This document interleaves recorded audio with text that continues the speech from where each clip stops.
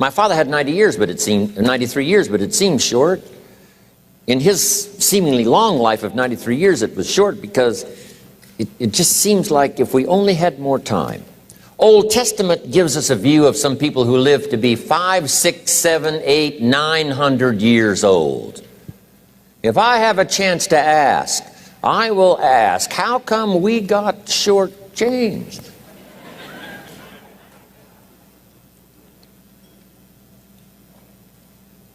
Wouldn't that be a good question if you had a chance to ask? Imagine 7, 8, 900 years to watch generation after generation after generation after generation stay healthy and well. I mean, you gotta be healthy to make it to 900. You gotta take your vitamins.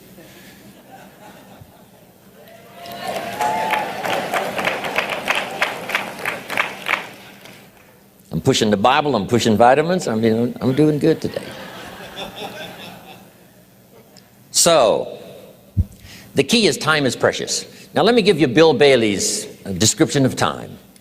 Life is not just the passing of time. Life is not just the passing of time. Life is a collection of experiences, their frequency,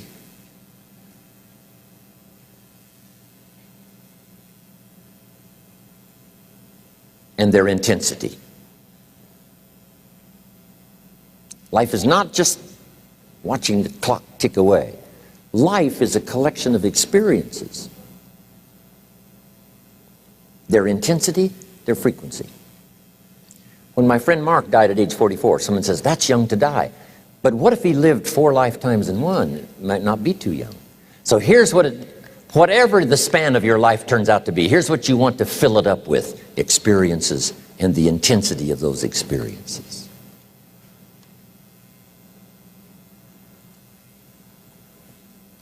But now let's talk about the management of time. Here's one of the best ones. We covered earlier, when should you start building this hotel? Answer, as soon as you have it finished. Now jot this one down on time management. When should you start the day? As soon as you have it finished. Plan the day the best you can, leaving plenty of room for improvising and surprises and all the stuff that happens during the course of the day. But if you've planned a good, productive day, now you start that day, you can't believe how much more valuable your time will be. Don't start the day until you have it finished. Now here's the next one. Don't start the week until you've had it finished. Now to lay out a week is a pretty good challenge. Next, don't start the month until you have it finished. The places to go and the people to see and the productivity and the sales and the customers and the development and all the rest of what you want to accomplish during the course of 30 days. Don't start the month till it's finished. And then here's the big one. This is really challenging. Don't start the year until you have it finished. To the best of your ability. It can't be finished like minute by minute. But in terms of the sweep of what you want to accomplish in the year 2002, make sure that that's set and ready to go by the time January 1st rolls around. And it might get all upset, it might get torn up and you do a new one. You make so much progress the first 90 days that now you've multiplied it all by 2, by 3. Because that happened to me. I thought, wow, this is going to be a great year. By the time I'd finished the 3rd month, I'm rolling, I'm soaring. So many things are happening, I revised my whole year's plan. Okay. Now, jot this down. Approaches to the management of time. Here's the first one. Ignore the subject. I mean, that's good advice. Don't let anything overly bug you. Because remember now, you don't have to do anything. Someone says, well, I got to get a handle on my time. The answer is no, you don't. If you want to let it all go, you can let it all go. I mean, this is good advice. Somebody says, you ought, you ought, you ought. Jot this down. Ignore all the you oughts or you should. Only if they're giving general information. We should. It's better to say if you're teaching we should. Not you should, we should. Then you let me listen in without it being too confrontational. If everyone did this, see, that'd be great. And then you give a person a chance to choose to do it or not to do it. But when you start the you ought, now see if I don't, now see we got some tension and maybe some problems. So you oughts seem to always create problems. When you're talking to your kids, you say, no, if kids would do this, not always saying if you did this, life would be better, but if kids did this, life would be better. It's like making a little talk and letting them listen in. And then it's a little less confrontational. It gives us a choice. In one of my seminars, here's what I teach. All life form strives to the max of its potential except human beings. All life form strives to the max of its potential except human beings. How tall will a tree grow? As tall as it possibly can. You never heard of a tree growing half as high as it could. No, trees don't grow half. A tree drives its roots as deep as it can, reaches as high as it can, produces every leaf it can, every fruit it possibly can. To the max. Every life form strives to the max, except human beings. Now, why not human beings? Jot this down. You've been given the dignity of choice. You're not a robot. You don't have to repeat this year the same as last year. You can tear up last year's plan, develop a new plan.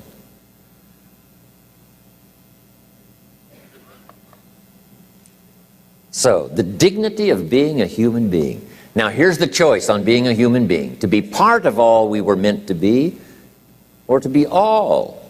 To strive for all, or half, or part, or some. The choice is up to you. To develop one skill or 10 skills. Someone says, well, I'd be happy with just one more language. Well, some say, hey, I'm going to learn 6 or 7. And this is all a matter of choice. And when someone says, no, you ought to learn 4, you've got to resist all that. Because this is personal dignity. And you don't want to destroy someone's dignity by doing all the oughts, and then they feel reluctant to do it. Now we've got problems. So if you want to, just ignore this subject on time management. Now here's the next one. Step down to something easier.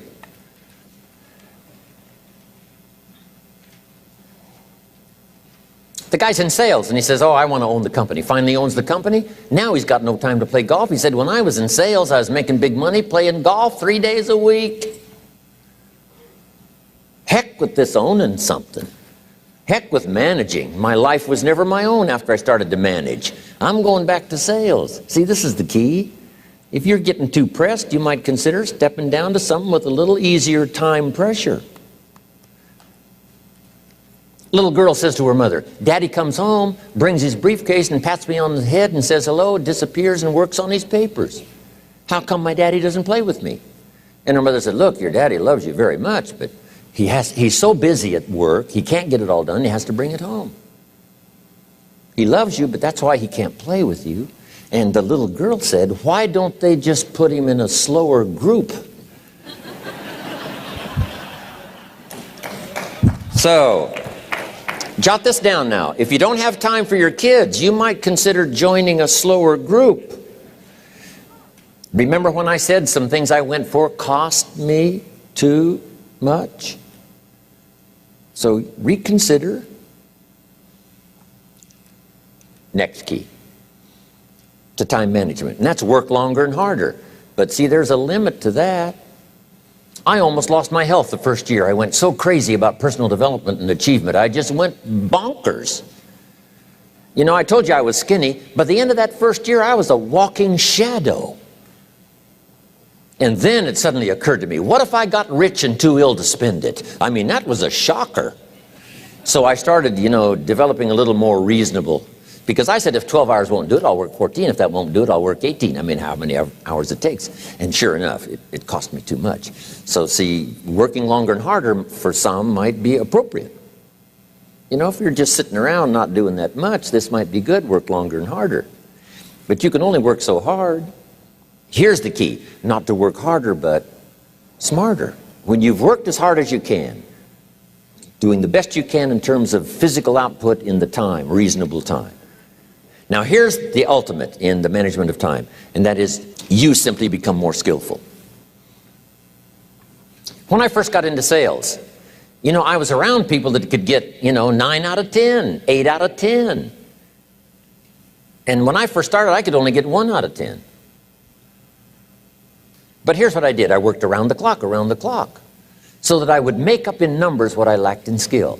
That's good in sales. You got to jot that down. When you're new, you make up in numbers what you lack in skill. Now, when you become more skillful, the numbers can go down because now your persuasive ability and all of that is now so high that you don't need to put as many numbers out. But at first, if you want to compete or if you want to really get good, you've got to put in the numbers. But if you get more from yourself, develop more of yourself, now the time management becomes an easier task. Now here's the next thing. Either you run the project or it runs you. I've found out when you start something, at first you're in charge. All of a sudden, a year later, it's in charge. Some of the companies I started, I'm telling you, I'm in control. A couple of years later, I'm out of control. At first, I've got it on the run. 2 years later, it's got me on the run. Haven't got enough time. I'm dizzy with trying to get it all done. So here's part of the key, and that's to get in charge. Say, I'm going to take charge of my health. One of my albums is entitled, Take Charge of Your Life. Take charge of your time. Take charge of your resources, which we're going to talk about next. Take charge of your health. You're the one that's responsible for it. It's not a requirement of society that you not have a heart attack and take care of your family. That's not a requirement of society, but you must make it a requirement of yourself. Society doesn't require that you build a financial wall around your family nothing can get through. That's not a requirement of society. It's a requirement you impose on yourself to build a financial wall around your family nothing can get through. So impose on yourself this self-development of being in charge, taking charge of your life and your health and your future and your responsibilities and all the rest. Next, reasonable time is enough time to achieve all of your goals. Just jot that down. Reasonable time is enough time. I had to learn that. Reasonable time is enough time. Here's why. It's not the hours you put in, it's what you put in the hours. If you start depositing greater ideas into the hours you've got later than now, I'm telling you later, you can't believe the productivity that will flow. The ideas you can't think of now, a year from now, they'll start to flow. And when you deposit those ideas in the hours you've got, productivity multiplies by 2, 3, 5, 10. Next, time management essential.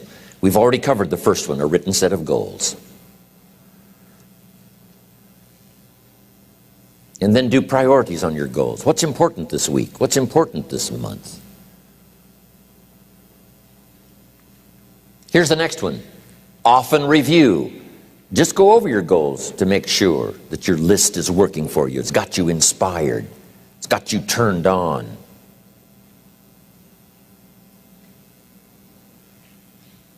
Somebody says, how come you're up so early? Say, if you were headed where I'm headed, you'd be up early too. Wow. If you were going to meet who I'm going to meet, you'd be up early. If it was going to stack up for you like it's stacking up for me, you'd be getting up early. Wow. Here's some more time management essentials. Learn to study what we call majors and minors. You pick up the phone. Here's what you must say when you pick up the phone. Is this a major conversation or a minor conversation? If it's minor, a few pleasantries and you're done. If it's major, maybe you've got to make a few notes. So here's the next one. Important conversations, make an agenda before you make the call. Just jot down a little agenda. It's so easy now to just talk out of your head. Did you ever hear a conversation end like this? Let's see, there was something else. See, you don't look that swift. I can't think of it right now. I'll call you back. See, you look a little incompetent. Let's see, there was something. It escapes me right now. Really? So have you got this now? Make an agenda before you make a call if it's an important call. Now later that saves you all kinds of stuff. You call John in, the salesman, say, John, remember those 4 things we went over? He said, no, we didn't talk about that. And then you pull out your daytime or whatever, and there's the list you made when you made the call. He said, oh yes, seems like I do remember. And you've got him with your list. If it's just, salespeople especially can talk you out of what's in your head. It's true. No, we didn't talk about that. And if you don't have a little proof, I'm telling you, it's gone. So make an agenda before you make a call. So what's major, what's minor? Now here's the key on this. Don't major in minor things. If you take up major time to do minor things, I'm telling you, you'll be behind the curve constantly. Here's what we learn in sales training. What's major time and what's minor time? Here's minor time, thinking about prospects. Here's minor time, making lists of prospects. Here's minor time, keeping books on prospects. Here's minor time, going to see the prospect. Here's minor time, evaluating the prospect after you've been there. That's all minor time. Here's major time, in the presence of the prospect. That's major time. And if you took a look, if you're in sales and you took a look at a week, you'd say, my gosh, I'm spending 90% of my time on the minor stuff and so little time on the major stuff in the presence of. How many hours in the presence of in my day? How many hours in the presence of during my sales week? Because the time that really counts is in the presence of the prospect.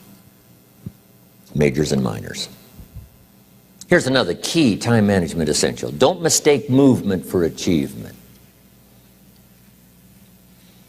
It's easy to get faked out by being busy.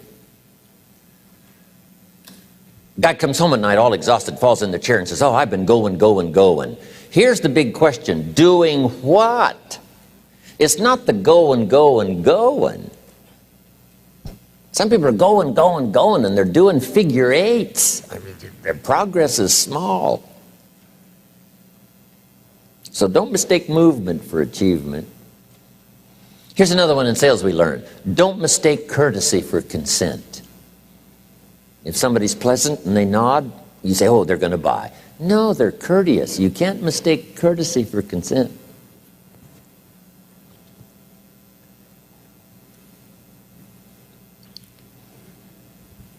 Now here's a big one, concentration. I had to learn this. All those years ago, I'm in the shower trying to compose a letter. Found it turns out to be a strange letter.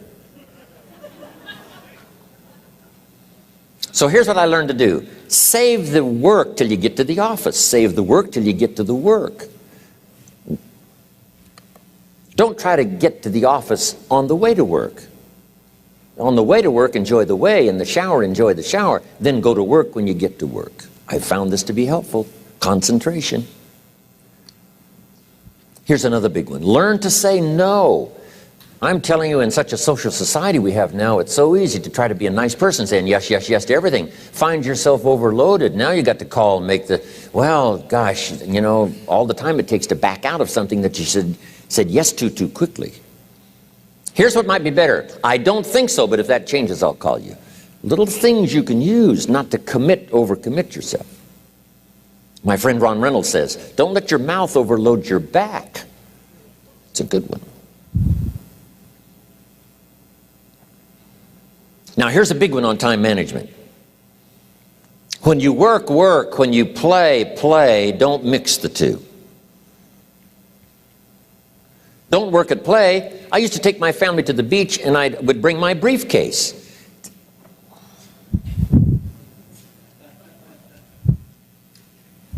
I learned not to do that. Or at the beach, I'm saying I should be at the office. I should be at the office. Now my family's upset because I'm at the beach and I'm thinking office, office, office. Now when I'm at the office, I'm thinking what? I got to get my family to the beach, the beach, the beach. So things are not going too well at the office because I'm thinking beach, and things are not going too well at the beach because I'm thinking office. Here's what I learned to do. At the beach, be at the beach. At the office, be at the office. When you work, work. When you play, play. Don't mix the two. Don't work at play. Now here's one of the most important ones. Don't play at work. Work is too serious.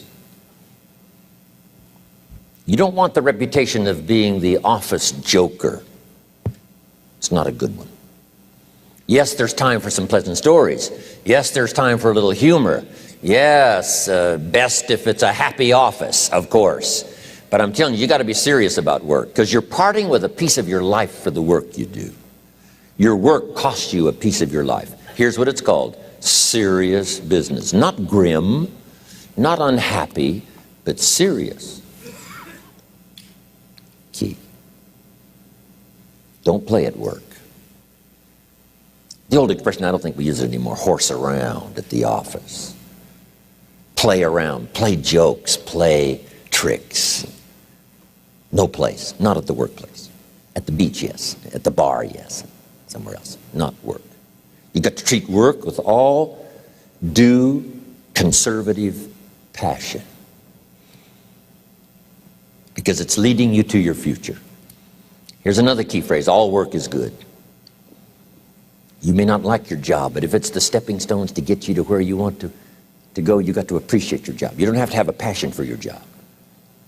Here's the ultimate passion: a passion for incredible success in every department of my life. That's the passion.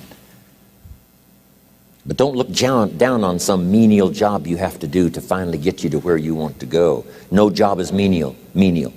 No job is not, every job is noble. Training life for pay, making a contribution to society. Next, analyze how you are. And if you have some weaknesses, if you can't, doesn't seem like you can change, here's the key: get it covered. I used to keep promising myself I'd keep the books, keep the books, keep the books. Finally, I gave that up.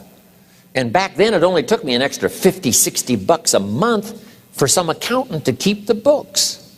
I said, no, I'm going to save the $50. You can't believe what I started losing in productivity because I tried to save the $50. So the key is, a lot of the time you can stay like you are, but just make sure you get it covered. Okay. Next, beware of the telephone and all other systems of communication, especially the telephone at home and systems of communication at home.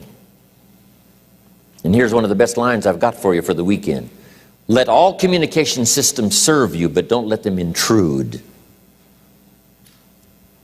When it comes time to have dinner with your family, you shut off all systems, unless the ones that can take messages silently. Don't let the phone ring.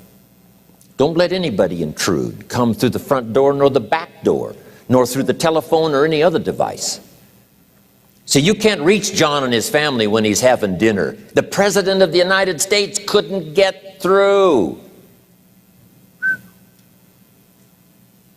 If you develop that kind of a reputation, father, mother, when we have dinner, when we're visiting and have this time with our family, nothing intrudes. So don't let these clever little devices keep intruding. You've got to have a place that's sacrosanct, it's valuable. You don't let anything in for that period of time. Okay. Isn't that good advice? Excellent advice. Here's the next one. Read all the books. You know, I've only got a few notes here on time management, but if you've got some particular challenges, you run a big organization, a big corporation, you've got some challenges, there's plenty of books. Now, here's what's next. Just be more alert to the things that might be stealing your time. Here's why. Time is like capital. You can't let someone steal your seed corn. You can't let someone steal your capital. And you can't let someone steal your time. You must designate your time. And some of the time that you designate, you must not let anyone steal. Casual time, you might let someone intrude and steal a little bit and take a little bit, but not serious time. Key. Next, one of the great time management savers is to learn to ask questions up front. Sometimes you talk to somebody for an hour, and then you ask questions and find out if you would have asked those questions up front, you could have saved yourself an hour. Asking questions up front helps you to get to the problem now. But if you just launch into some discourse, you might waste 30 minutes, waste an hour, when here's what you should have been talking about. After you finished an hour, you say, John, what's really the problem? He said, well, it's something personal. See, that's what you should have been talking about this whole hour. Key. Next, learn to think on paper. Now we're going to take a break. Some ways to think on paper. One, we've covered one. Solving problems. Take it out of your head and put it on paper. Another one is setting goals. Making these lists we've already started. Here's another good way to think on paper. It's a projects book. Each person you're working with and each project you're working on, get a loose leaf binder and a tab and some pieces of paper behind the tab and do a little continual summary of how it's going between you and that person and between you and that project. I call it a projects book. It is so useful to me. But what's going on between you and this person? When you last got together, what did you talk about? And you got a few notes there. Here's what we talked about the last time we got together. Now when you get together again, you can review that so you'll know better what to talk about. When the president gets ready to travel and he's going to meet some important people, guess what they bring him? All these briefing books. Right? The last time you were with Khrushchev, Kennedy is informed. Here's what he said and here's what you said. Kennedy said, oh, that's valuable. I need to remember that. If a person is important, it's worth a little running account. You might even have a projects book for your children. Here's what's happening between me and my child. We've talked about this, and we've talked about this, and we've talked about this. Next, a day timer. Keeping track of all of your appointments. You know, mine is all filled with, when to catch an airplane, and when to do a seminar, and when to sit down and have a conference, all the rest. Next is a game plan. If you've got a house and the insurance is going to come due and some other things are going to come due, you just put it on a spreadsheet and make sure it's taken care of. Key phrase, take things out of your head and put them on paper. And the key is to just experiment with different ways that helps you to do that. Now here's the last one, thinking on paper, and that's to keep a journal. One of the things I'm known for around the world, have been now for 39, 40 years, is keeping a journal. Now my journal is not it's not necessarily it's not like a diary. It might be part diary. I'm flying over Ireland and I write down a few little things that impress me. Today I met this person. Wow, what an extraordinary event. Today I conducted this seminar in Rome. 1,000 people stood up and sang for me. I've got a little bit of a diary in there. But here's what primarily your journal is for. Collecting good ideas. A journal is to collect good ideas on your health, good ideas for your business, good ideas for your future, good ideas for time management. Because I used to take notes on pieces of paper and torn off corners and backs of old envelopes and restaurant placemats. And I threw all this stuff in a drawer. It did not serve me well. I finally learned to get a bound copy, right? And just keep a journal, right? If I was here, I had my journal, I'd be taking notes, right? These 2 days in my journal. Now, if you're caught without your journal, you just take the notes. When you get back home, you put those notes in your journal, throw the paper away. Because we don't usually go through paper to review. But see, my journals now make up a significant part of my own library. My journal's all reserved privately for my children and my grandchildren. Can you imagine what I've collected over the years? It's unbelievable. There are 3 treasures to leave behind. I think you've already got those notes, right? Here they are. Number 1, your pictures. Don't leave the event unrecorded. It takes only a fraction of a second to say, here's who I was with. When I travel the world, right? We take all these pictures, and here's one of the gifts. People send me the pictures they took of me and them. It's part of the treasures I have on the farm. Incredible. A picture's worth 1,000 words to describe the scene, the emotion, what happened. Say, wow, this was an extraordinary day for me when I met these people. Here's what they told me happened to them when they went to my seminar 10 years ago. Wow, the drama comes back if you've taken the pictures. It's one of the treasures to leave behind when you go.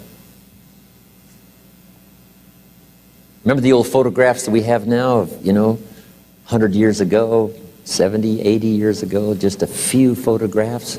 What would it be like if you had thousands of photographs of the past, of your history, your mother, your father, right? Grandparents? So change all of that now for your children. Leave all your photographs as a record. Here's what's next to leave behind, and that's your library. The books that changed your life, the books that changed your health, the books that rescued you from oblivion, the books that you passed on to other people, they were so exciting for you, the books that made you financially independent, the books that developed your leadership, the books that gave you wisdom to ponder when things were tough, the books that got you through the winter, the books that helped you to plant in the spring and harvest in the fall. What a treasure to leave behind. If you do that, here's what's for sure. Your books will be more valuable than your furniture. Wow. Now the third treasure to leave behind is your journals. The notes you took that helped you to live life as you lived it. Long after you're gone, a treasure that children, grandchildren, great-grandchildren will find so fascinating. They may use it to help guide their own